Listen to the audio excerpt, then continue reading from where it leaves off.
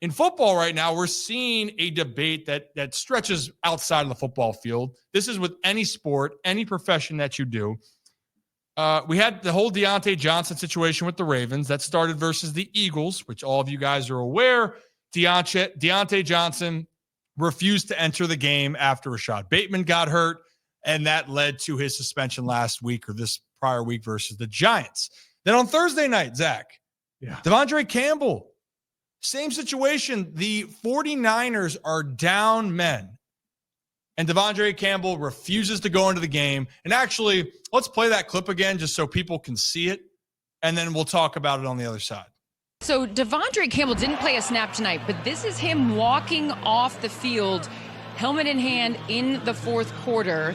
Kyle Shanahan was asked about it after the game. Here's what he had to say. Take a listen. Happened with Devondre Campbell. He didn't play, and he went into the locker room at some point. Yeah, he said he didn't want to play today. Play today? Yeah. The coaching staff? He did when I asked him why he didn't want to go in. So. During the game or before? No, that was in the third quarter. So right there was the conversation. He didn't want to go in. Yeah. And now John Lynch recently, they put out that they issued a statement. We have suspended Devondre Campbell Sr. for 3 games due to conduct detrimental to the team. We will have no further comment on that matter. Players after that game, unlike with Baltimore, right? This was a more public situation, maybe because it was a primetime game, Zach. Very public. But players after the game saying he's probably going to be cut tomorrow. He's done. Like, they were pissed. Mm-hmm. They were ticked off. Now, Baltimore is a little bit more trying to keep things in-house, and I appreciate that they wanted to do that. But it's a very similar situation here because now the report, Diontae Johnson has been excused from team activities for the Ravens this week. He's not playing in Baltimore against the Steelers. No. He's not going to play, in my opinion, for Baltimore again. But it's a bigger conversation here, Zach. The Devondre Campbell, for those that don't know, he was the starting linebacker this year because Dre Greenlaw had that horrific Achilles injury in the Super Bowl. Running off the spot. Oh. Running back onto the field, and it was a game-changing injury. Yeah. He was their X factor with Fred Warner. And then he's back on Thursday night. And they gave him his starting position back. Devondre wasn't happy about that. Mm-hmm. And then they had injuries. Dre Greenlaw was having some knee issues, soreness. You go, Devondre, we need you. Mm-hmm. And he said no. Yeah. It's the same thing that happened in Baltimore. Now, different context. But I think the bigger story here is, Zach, when we're talking about doing the right thing, I don't know Diontae.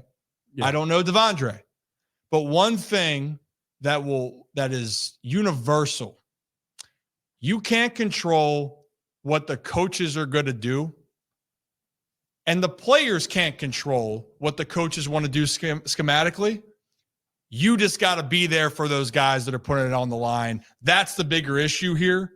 And quite frankly, you don't want a guy on your team if that's going to be the case. Now, correct me if I'm wrong here. It seems like while the Ravens are not going to make any move, if we're going to guess, just like the 49ers, they don't want Diontae or Devondre to go to a contender and to be like, hey, you're off scot-free. And the suspension docks them money at the same time. Mm-hmm. Yeah, at the end of the day, probably the number one reason, if the Ravens weren't competitive this season, if the Ravens didn't have Super Bowl aspirations, I think you would have seen Diontae gone and just flat out released probably after the Eagles game.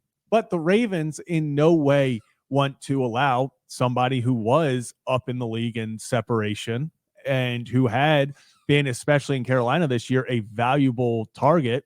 You don't want him to suddenly hit the free agent market where all of a sudden a team like the Bills, a team like the Chiefs goes out there and they grab him. And suddenly now you're sitting there in January and Diontae Johnson is over there giving inside information. Not even that happens anyway, but you're getting more information. You're getting a talented guy to go work with Patrick Mahomes. And the second Diontae went and worked with Patrick Mahomes, he'd look like a number one receiver. It's just what happened. So I think that's the biggest reason why they're not cutting him is they just simply, and another reason is someone I've seen talk up here. If the Ravens keep him and he signs elsewhere this offseason, they still get a compensatory pick. So that's another thing.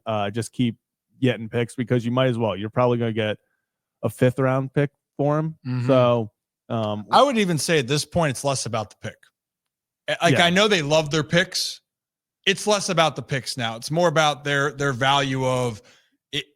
One team, some teams might get desperate and say that they need help. A lot of teams need help offensively. You would think, though, with a situation like this, a team you would say, hey, we're not touching him regardless. Mhm. We're not going to do that. And again, this isn't me going after anyone's character. I don't know the guy. I just know being in a locker room, Zach, and being with surrounded with guys, and we've had different situations where you might not be happy with your situation. It might be frustrating as hell, but the guys next to you don't have anything to do with that. Like, I would ride or die with those guys. They needed me, I'm in. Even if I'm pissed. And that kind of happened down my last year of playing, Zach. Like, my opportunities were cut back. I understood the business. You know, I didn't blame anybody with it. It was frustrating. I didn't play well with my opportunities when I had it, but you're sitting there. But I'll tell you what, anytime my teammates needed me for something, my ass is in there. I'm going in because they dedicate too much of their time, and also their careers are on the line too. So if I can help in any way, I want to. That's the way you want to do it. And the last thing I'll do the example and why this pays off or pays ahead. How about Baker Mayfield through the years? Cleveland, you are the scapegoat. See you later. You go to Carolina, you get embarrassed in Carolina. They put you as the defensive end of the practice squad, which Baker did. Sure, he wasn't happy about that situation, but he did his part. And I'm not saying that he handled everything perfectly, but clearly Baker didn't burn any bridges, Zach. Yeah. And then he goes to Tampa Bay, and his career now is being resurrected. There's something about going about your business the best you can. Daniel Jones, people were getting on him about how he played. Well, I'll tell you what, everyone said he was a class act. Showed up every day. Just didn't play well. Showed up every day. And people respected that. Yeah, and that's the most respectable part is when these guys like a Daniel Jones, like a Baker Mayfield, when you go into a situation in Carolina or with the Giants like Daniel Jones, and they just flat out are like, hey, you're done. Like, we're not starting you. We're not playing you. You can go home. You can do whatever. They literally told Daniel Jones he was fourth he wasn't even taking reps. He was playing scout team safety, so it is one of those things where it's the team. You can't burn bridges. And it feels like Diontae Johnson, especially him, the narrative in Pittsburgh was not the best team-oriented guy. They felt like they got rid of him more for off-the-field stuff than on-the-field stuff. Going into a contract year, goes to Carolina. Obviously, Carolina is in a whole different position than the Steelers and the Ravens. Felt like he put up good stats there, good enough that you felt like it was a good match for him to join the Ravens, kind of start getting ready for free agency, help compete for a Super Bowl, put a few highlights up during the postseason, during the stretch for the playoffs. And then it just never happened. As soon as he wasn't really that guy, he was no longer a top two guy. He stayed in, and everyone kept saying, you got to wait for an opportunity. The opportunity came. Rashad Bateman, we talked about why do you trade for Diontae Johnson? In case Rashad Bateman or somebody goes down, you want him to step in. The exact situation happens, and Deontay's like, I'm good. So at that point, so are we. I think the Ravens were like, if you're good, we're good.